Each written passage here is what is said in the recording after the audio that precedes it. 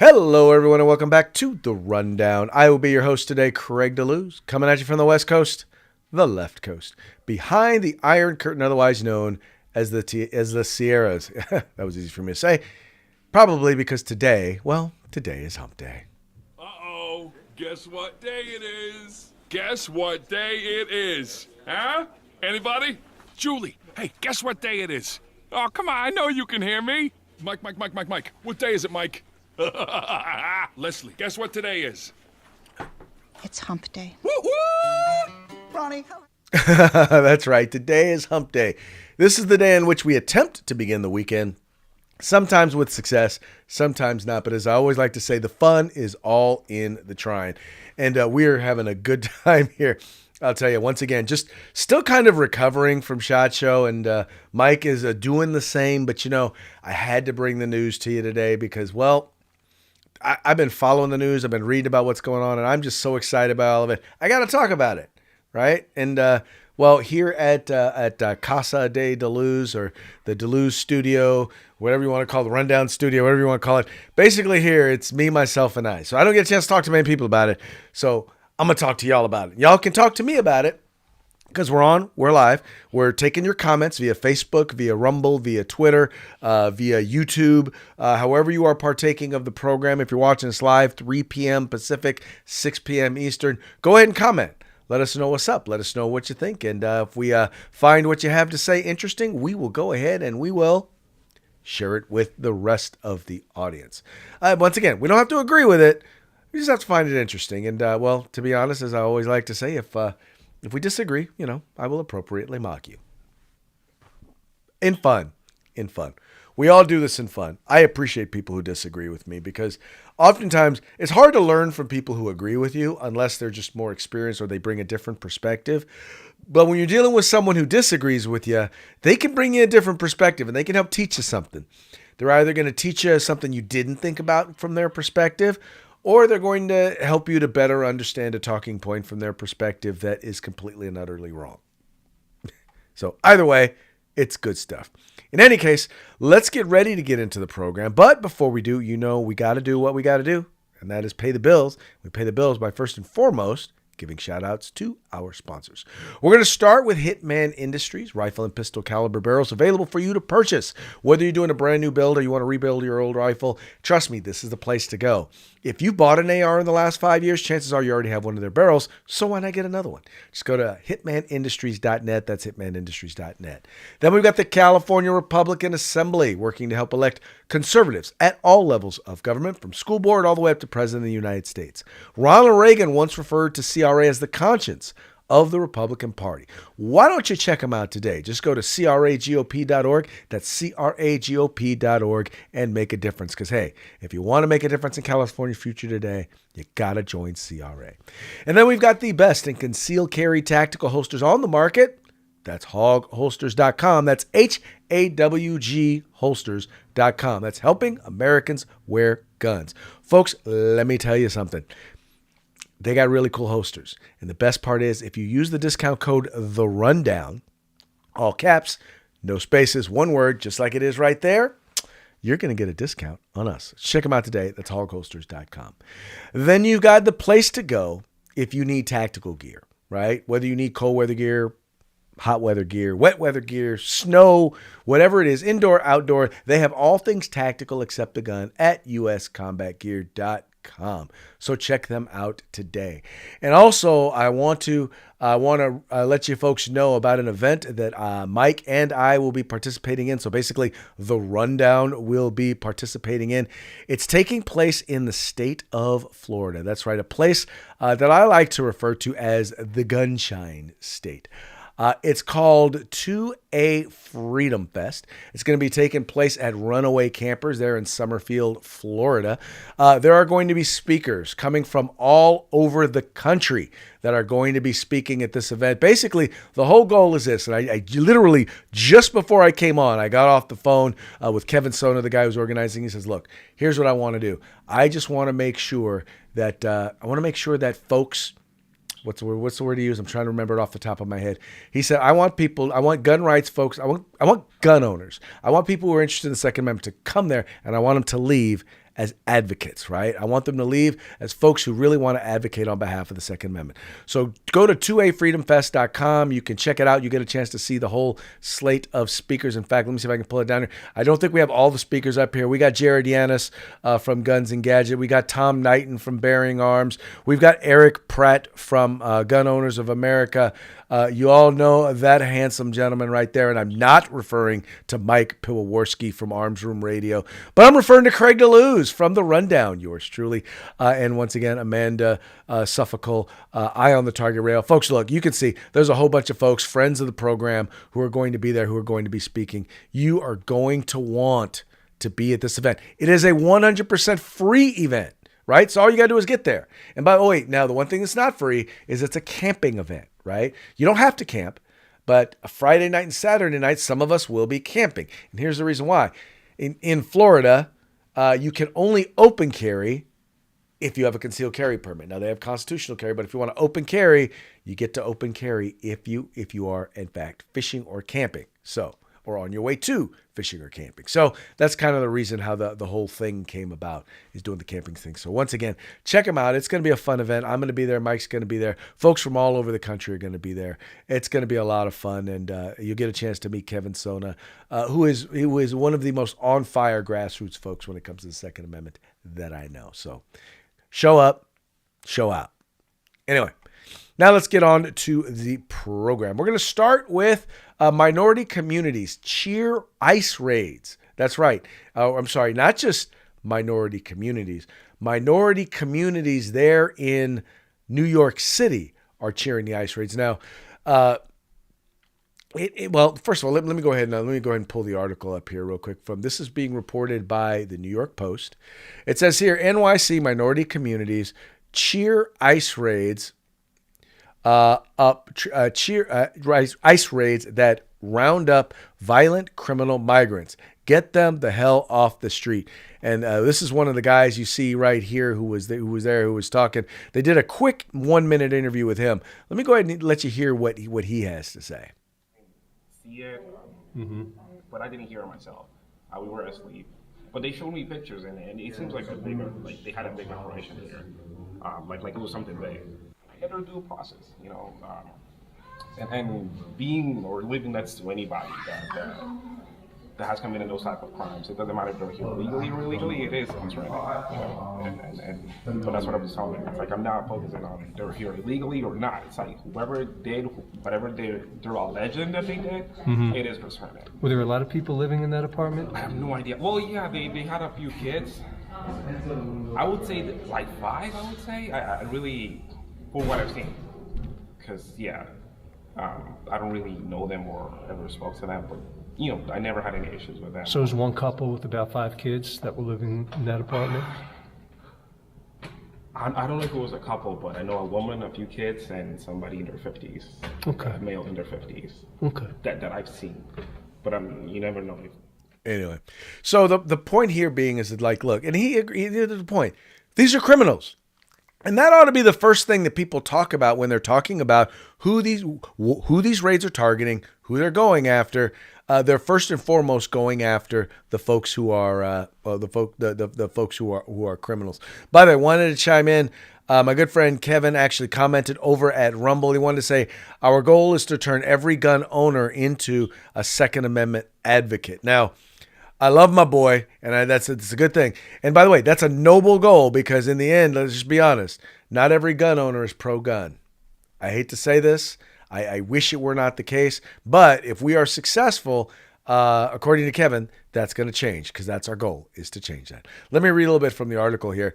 It says, New York City residents in Hispanic and Black communities that supported President Trump in huge numbers when you say huge numbers, comparative to how they usually support Donald Trump, the numbers of support that Donald Trump usually gets. The majority still voted, or at least not necessarily in the Latino community, but the Black community, majority still voted for Kamala. Anyway, I digress. Hailed Thursday's local immigration raids that nabbed scores of suspected heinous criminals. Starting in the Bronx, where Trump support surged 35% 2020 and 2024, heavily armed federal immigration agents stormed through the city, targeting migrants with warrants for murder, kidnapping, and other heinous crimes, police sources told the Post. Among those arrested were Anderson Zambrano Pacheco, 25, an alleged gang leader of the notorious Venezuelan prison gang Tren de Agua, whom immigration officials took into custody at the Ogden Avenue apartment in Bronx. Okay, they got him, said a resident who lives near the complex, visibly relieved that the violent thug was taken off the streets. Elsewhere in the borough, locals expressed similar sentiments. Quote, "Get them the hell off the street. Get them the hell out of the street so people can have a walk, so people don't have to walk in fear," said Evelyn Brown, 80, a Bronx resident from Jamaica who voted for Trump. "Take the damn bad ones away." The resident of the Knickerbocker apartment complex in Washington Heights in deep blue Manhattan, where Trump gained 5% in 2024 over his 2020 showing, said he's happy to see some action being taken against the criminals, but added that he still hopes some deserving migrant families are offered a path to stay. And folks, this is the, once again, and I'll say it again, this is the main thing that we're talking about here. This is the main thing that we're focusing on here. And the first thing that Donald Trump is focusing on is getting rid of the criminal migrants. Now, what ought to be happening during this time, while the main focus is on the criminal migrants, right?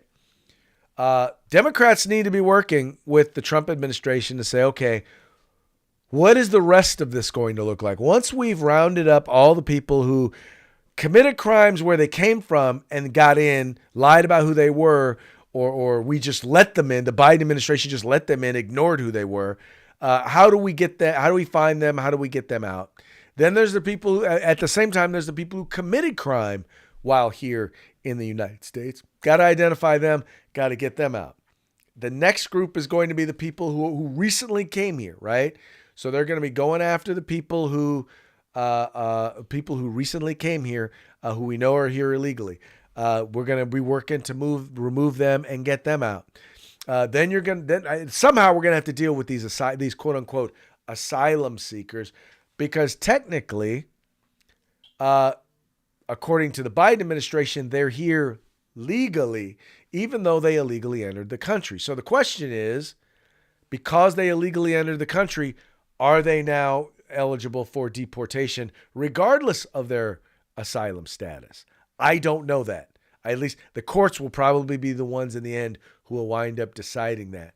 But then beyond them are going to be the people who've been here for a while, who have not necessarily need to file for any sort of special status, but want to try and become citizens, or at least have a pathway to staying here. Democrats need to be working with Trump to make this happen. Because here's the thing, and I think that a lot of people have said this, and what they've said is this: it's going to take a lot of energy, effort, work, and money to deport every single person who is in this country illegally. I know that, and I get that. It's going to cost trillions, if billions, if not trillions, hundreds of billions. Anyway, it's going to cost a lot of money, right? But if you can find a way to actually do a vetting, first of all, the people who just came here, you're not going to get treated the same as people who've been here a while. Only because the people who've been here a while can demonstrate that they've lived here without committing crimes, that they've been a productive member of society, that they've got ties to the community, and that they're good citizens. That they're going to be not good citizens. That they've been good residents, and they'll continue to be good residents. All that having been said, I don't see a path to citizenship, maybe a path to legal residency. If you want a path to citizenship, go to the back of the line and do it from there. Anyway, all that having been said, this is going to be very, very interesting. And once again, the reason why people in these communities, in these quote unquote urban communities, in these minority communities, The reason why they're happy is because these are criminals in their neighborhoods, right? These are folks who are committing crimes in their hood, where they are, where they live, where they reside, right? They're the ones that are dealing with, they're the one dealing with these folks. And I'm not saying that everybody who committed crime where they came from is here committing crime, but I'm willing to bet the odds are that if they were committing crimes where they came from, that they're committing crimes here. And once again, you're talking about people, and a lot of these people are going after are people who have committed crimes here, people who we have warrants for committing various different crimes. And anyway, I, for one, am glad to see them go because, the worst part is you have people who are defending their right to stay. And I think that's just wrong. And they're saying, well, but what if they have kids?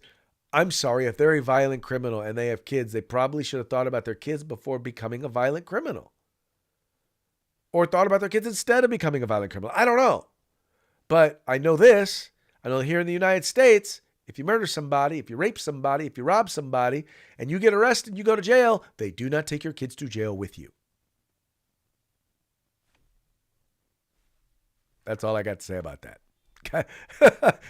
Doesn't seem like that requires a whole lot of explanation. Of course, not many liberals are commenting on the show. So that's probably why I'm not hearing anything from them. Anyway, moving right along. Let's see here. Next story.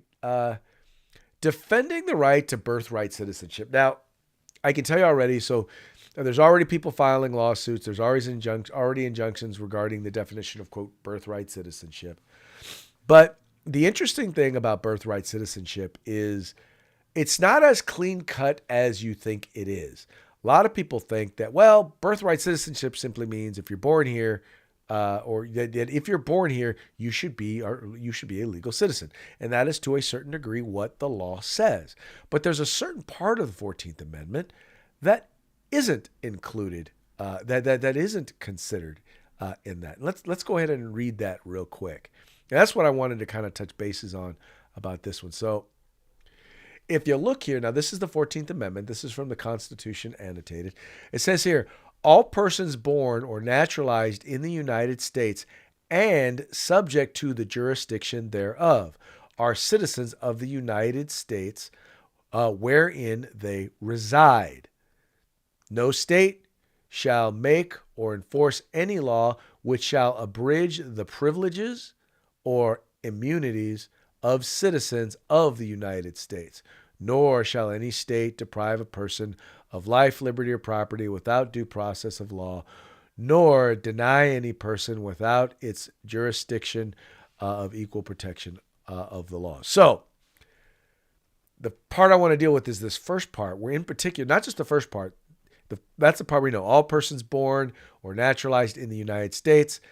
Now, here's the part that we ignore. And subject to the jurisdiction thereof. Now, this is thereof. Now, this is the annotated part I want to read to you. It says, based on the first sentence of Section 1, the court has held that a child born in the United States of Chinese parents who are ineligible to be naturalized citizens themselves is nevertheless a citizen of the United States entitled to all the rights and privileges of citizenship.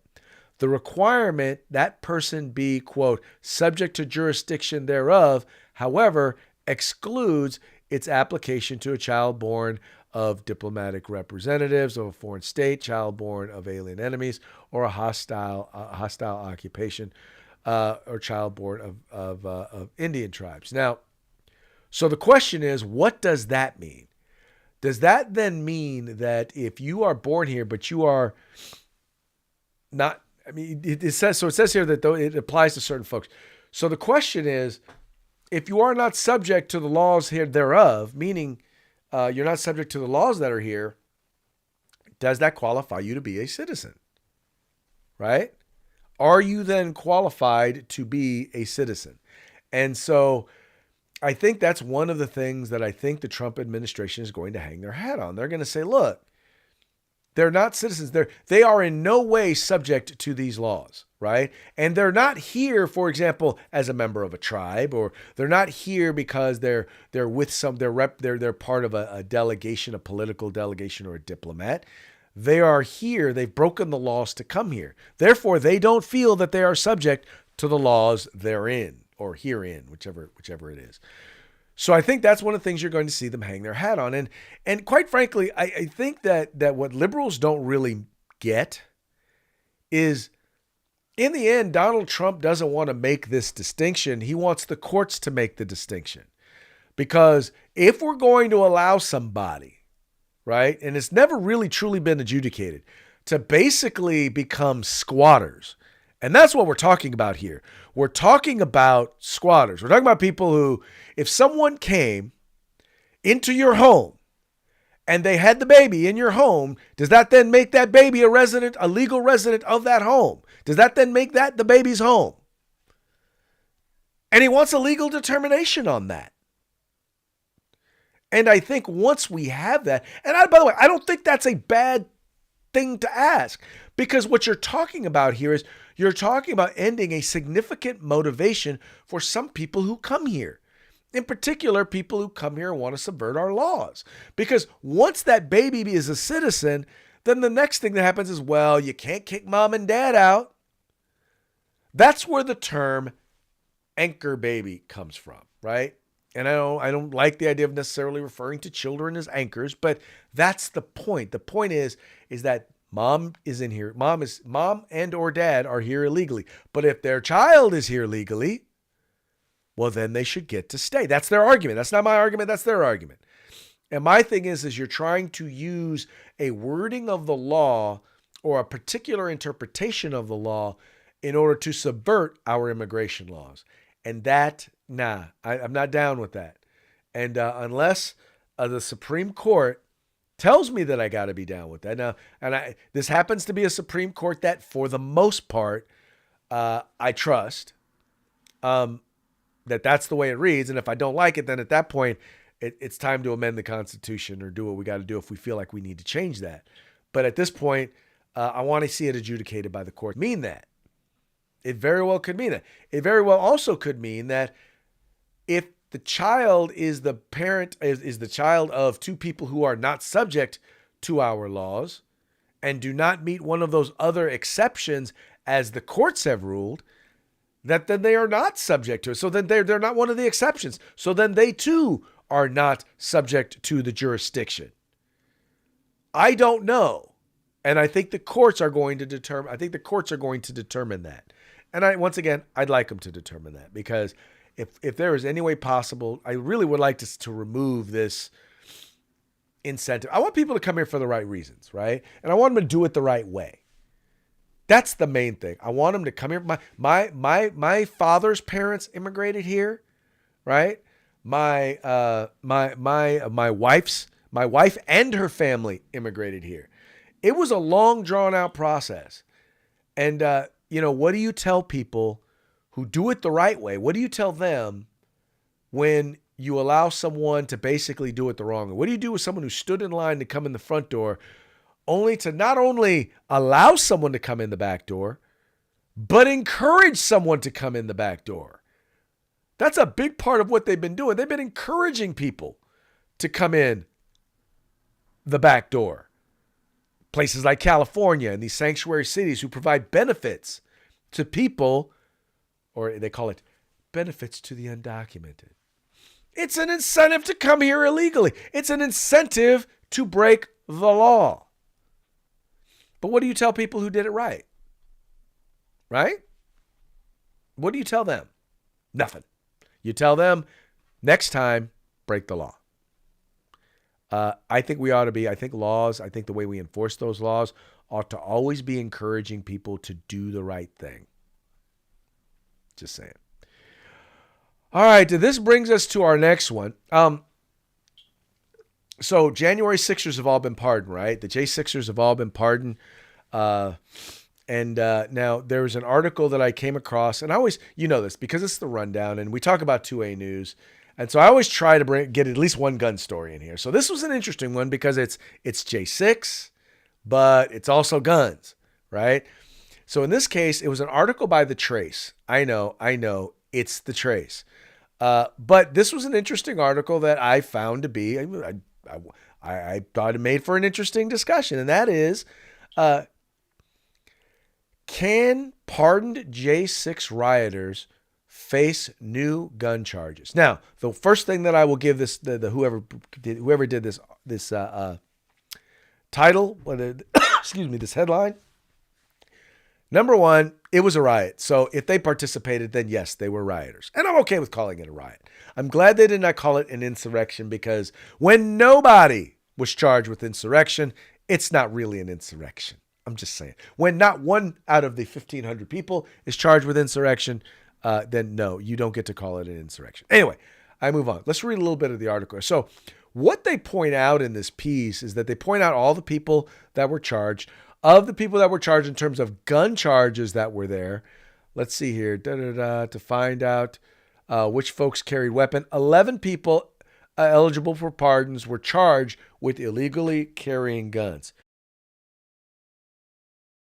And these were not necessarily all people who were in the Capitol, but some who were around the Capitol. Now, here's the interesting part. So some of the people who were charged, right, they went to the various jurisdictions to apprehend them. And when they went to apprehend them, a search turned up, well, firearms in illegal possession. And that's what they're pointing to right now. And they're saying these folks could actually now be brought up on charges. Here's some examples. A Florida man, Daniel Ball, who was awaiting trial on a slew of charges related to the Capitol riot, including detonating an explosive device that injured dozens of officers, was rearrested and in the immediate aftermath of Trump's pardon because of gun charge that emanated from his arrest. When FBI agents executed a January 6 related search warrant on Ball's home in May 2023, they found him in possession of a .22 caliber rifle, which is a violation of federal law because of his criminal history. In addition to a felony conviction from 2014, Ball was sentenced to 5 years probation in Florida a few months after the Capitol riot for assaulting 5 civilians and 2 law enforcement officers. He also has a felony domestic violence conviction. His attorney is challenging Ball's detention on the new gun charge. Now, they threw in a bunch of that stuff to just say, this is a very bad guy. Anyway, moving along. You have Carl Dretsch pled guilty to a minor charge in August 2021 and was sentenced to time served. But upon his arrest in Calumet, Michigan. You know how I am with pronouncing names, and anyway, I'll leave that alone. He was found with a Russian SKS assault rifle, 2 shotguns, a Glock, and more than 100 rounds of ammunition. It's unclear if he will face charges for the guns in his home state. He's described in the court papers as a convicted felon for a 2013 police chase that he ultimately pled down to a misdemeanor. But the year he spent in jail might not be enough to make him a prohibited possessor. The Trace reached out to Dutch's attorney for comment. You have Jonathan Andrew Humphreys was arrested in San Diego on November 3rd, 2021, when an FBI Joint Terrorism Task Force executed a search warrant. They found 4 unregistered handguns and 3 unregistered rifles, one of which was a ghost gun. The San Diego Police Department got a search warrant and arrested Humphreys on state charges. He pled guilty in October and was supposed to be sentenced in February. It's unclear if the state gun charges are going forward. San Diego police did not return a request for comment. So the point here is that because these folks got arrested in their home states, and once again, when they went to arrest them, they didn't just go to arrest them. They searched their homes. Now, I got to wonder what you're searching their homes for, but they searched their homes, they searched their residences, they searched their gun safes, and, and found stuff that they weren't supposed to have. Yeah, so these folks could face gun charges. The guy in California, I'm almost certain he's going to face gun charges. Because here's the problem. The president cannot pardon you from state charges. They can't do that. They can pardon you from federal charges, but not state charges. So anyway, all that having been said, this would make for an interesting discussion if these folks were to actually wind up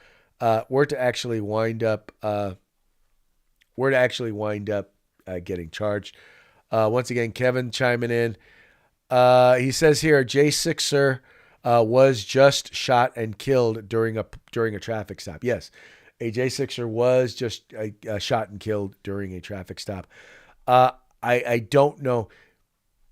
Here's the thing. I am not prone to believe police officers any more than I am anybody else because, they're just like everybody else in that, there are good ones, there are bad ones. There's some who tell the truth, there's some not. They said he resisted arrest. We shall see is my thing. I'm not saying they're lying. I'm not saying they're telling the truth. I'm just saying wait and see. I don't know. Some folks in law enforcement may not like that. They may say, well, you should believe us just because. I've dealt with too many in law enforcement who fell short of your expectations or my expectations. So, and not expectations. Expectations isn't the right word. If you want me to hold you to a higher standard, than a greater percentage, or I've encountered too many people in the profession who don't meet that standard, that higher level of standard for me to say, I'm going to trust you no matter what. So I don't know. Call me biased, whatever. That's just kind of the way I feel. Yesterday we had the first White House briefing of the new administration. It lasted for 45 minutes. And it was a doozy. It was actually a very, very good one. The new White House press secretary, and I hit on it a little bit yesterday. The new White House press secretary, her name is Caroline Levitt. Caroline Levitt. Anyway, she is only 27 years old. And I got to tell you, she was good. All right. She answered a lot of questions. I didn't feel like she answered every question. She felt like she answered every question. But there were some, like there was one example when they asked her about, how many criminal aliens were there? And then they said, well, how many, other than those who were in the country illegally, they want to know how many violent criminals. And she said, well, everybody if you've entered this country illegally, then you've broken the law. That makes you a criminal. That's a new perspective. That's a new direction for this administration. And she's right. I agree with her. But if she were fully answering the question, she should have also said, now, if we're talking about violent criminals, and then went on to talk about the violent criminals that were gone after. Because their targets of all of these raids were people who had committed crimes here in the United States, right? That's first and foremost. And crimes other than just crossing the border illegally. And yes, I do consider crossing the border illegally to be a crime. That is a thing. I do definitely believe it to be a crime. Yeah. I don't really know. All right. I'm picking up some sound, and I don't know where I'm picking that up from. There we go. Okay. So that was weird. So my phone calls. I turn my phone off, and then the video starts playing. Gotta love technology, don't you? Anyway, there were just a few takeaways from the White House briefing. I'm gonna kind of use the takeaways that Yahoo has here. That takeaways from the briefing. First of all, to actually have someone who actually answers questions is kind of weird to watch that. But anyway, so one of the takeaways that I had was she called on people without using. First of all, she called on people without using a cheat sheet. Number two, she answered questions without using a briefing book.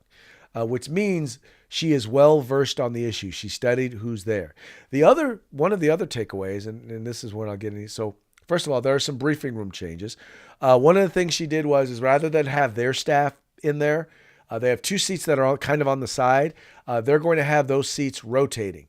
And those are going to rotate amongst new media folks. So podcasters, bloggers, those are the folks who are going to be getting those. Now, historically, what happens is the first question goes to the Associated Press, which why I do not know, because they're a bunch of left-wing hacks. I do not know why Associated Press always gets the first question. That's a tradition that needs to end. And oh yeah, by the way, it did end. That's right. The first question went to Axios. Next question went to Breitbart, and then Axios. They're left of center. We'll call them. We'll call them. Breitbart definitely right of center. And then finally the Associated Press got their thing. And I think that's appropriate. And I think it's appropriate for folks from new media, because the truth is that a lot of the legacy media, no one's paying attention to them anymore. Let's see here. They ask questions about California water. When I say California water specifically, they're referring to when Donald Trump said, we went there and the military turned the water on, and, the military turned the water on and now the water's flowing. That's not what happened. What happened was there were federal pumps that were turned off. They were off for repairs or something like that, and they turned them on. It just happened to coincide with Donald Trump being there. But that having been said, he was not wrong.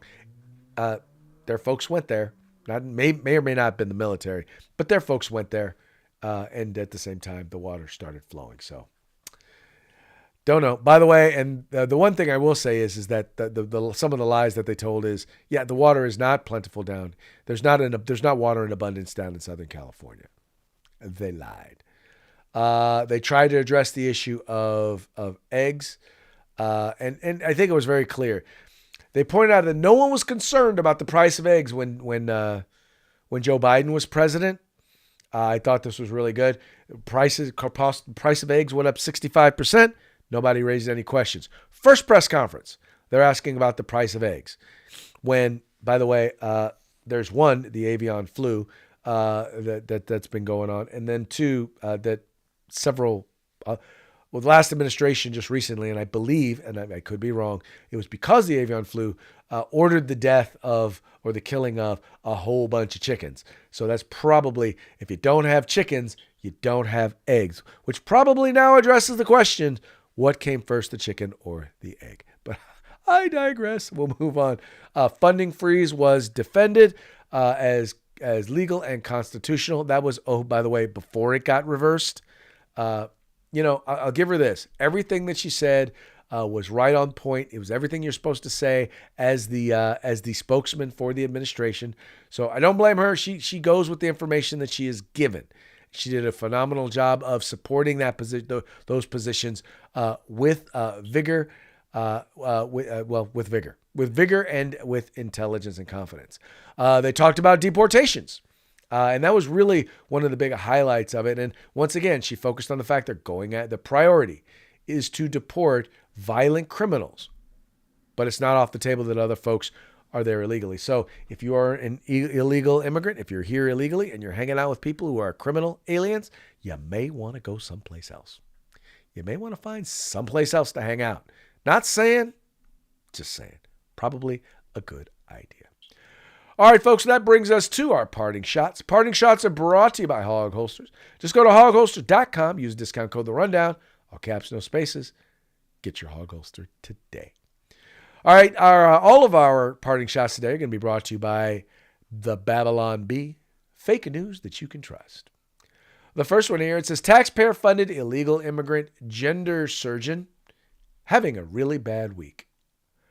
I thought this was one of the funniest things that I'd read because, well, when you know everything that's gone on, it's hard not to laugh. Let's see. When enforcing the border policy. Here's one. Here we go. Democrats warn Trump policies will lead to a skyrocketing unemployment among child traffickers. Yeah, because what are child traffickers going to do if they can't bring them across the southern border to be trafficked here in the United States? Gee, whatever will they do? Anyway, moving right along. Trump announces plan to make California part of the U.S.